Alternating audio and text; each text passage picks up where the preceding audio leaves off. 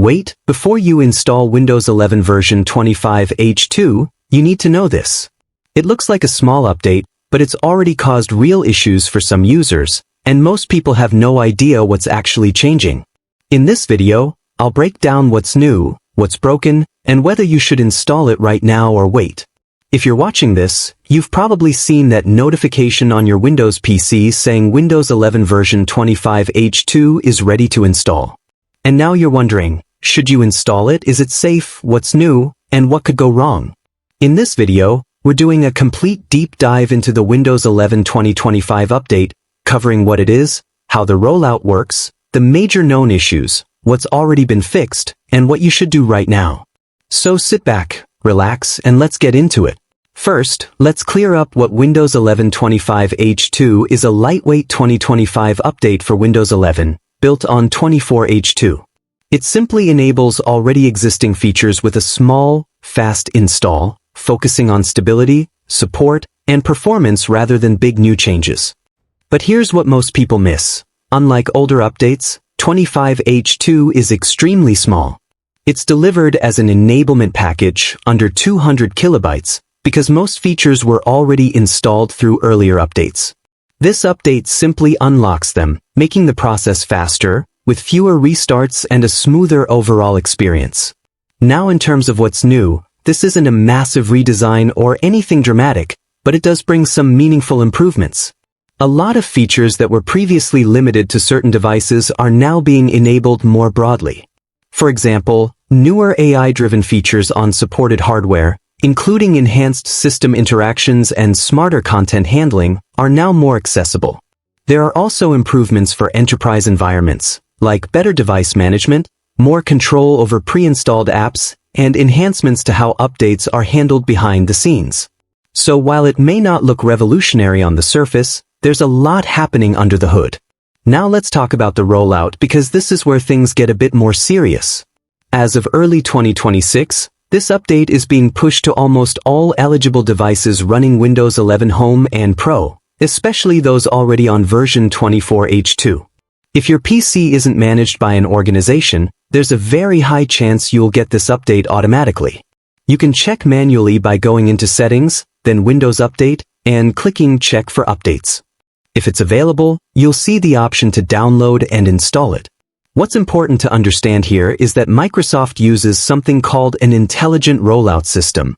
This system uses machine learning to decide when your device is ready for the update based on things like your hardware, drivers, and system stability.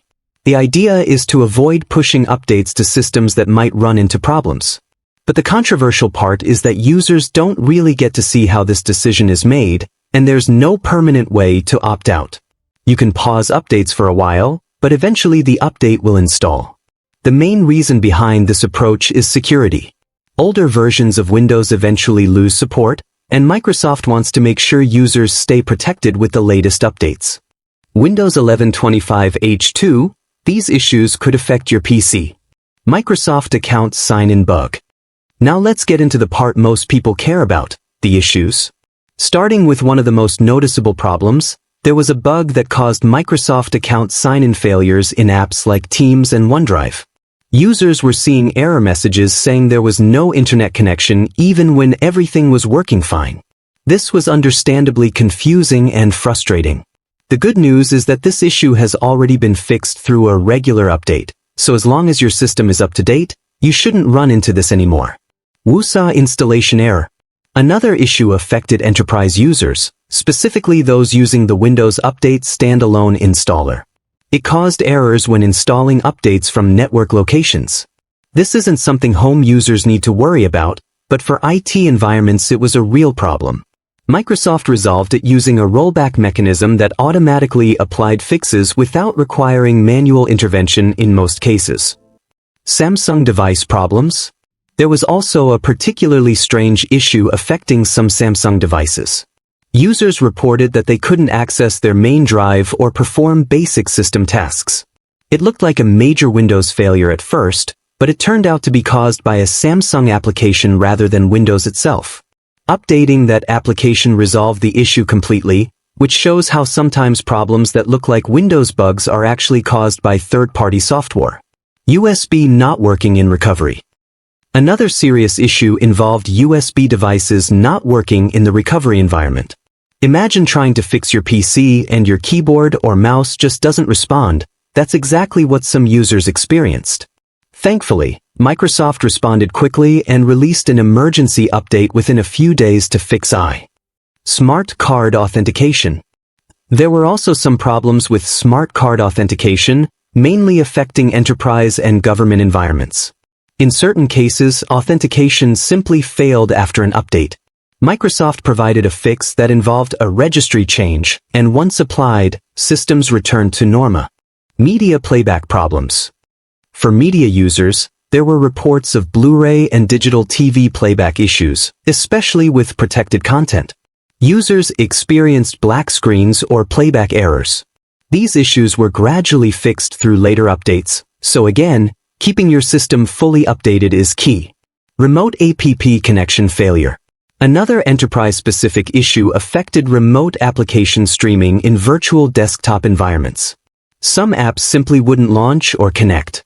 This was also resolved fairly quickly using Microsoft's rollback system, which pushed fixes automatically to affected systems. Most of the early issues in Windows 11 version 25H2 have now been resolved, and Microsoft handled them relatively quickly. A key reason for this was their known issue rollback system, which allows fixes to be applied automatically without users needing to manually install new updates. In many cases, simply restarting the PC was enough to resolve problems.